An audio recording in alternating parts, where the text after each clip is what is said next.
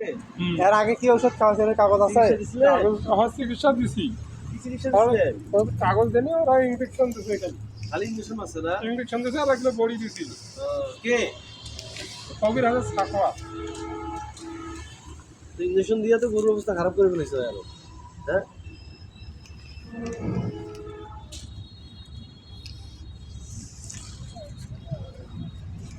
শুনেন, এই রোগে যদি ওই যে গুটি 100টা উঠার কথা থাকে 100টাই উঠবে।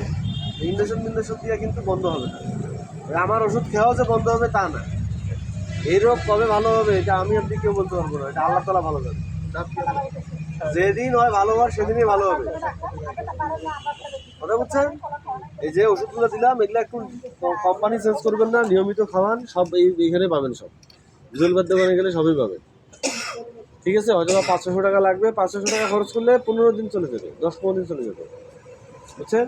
হয়তো মনে হয় যে 500 টাকা মেলা টাকা স্যার, 500 টাকার ওষুধ কদিন যাবে? 10-15 দিন।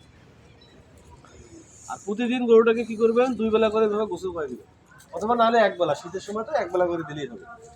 ঠিক আছে, গোসল অথবা এই ভেজা কাপড় দিয়ে গা মুছাই দিবেন। হ্যাঁ, আর ওই যে দেখেন নাকের নিচে কপটা, ওইটা সুন্দর করে পরিষ্কার করে দিবেন।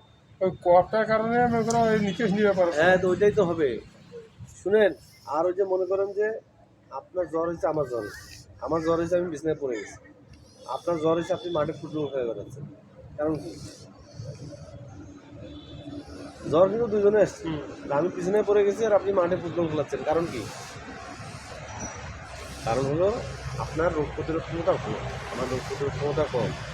এই গরুটার যেটা রোগ প্রতিরোধ ক্ষমতা ভালো, এটা তাড়াতাড়ি সুস্থ হবে।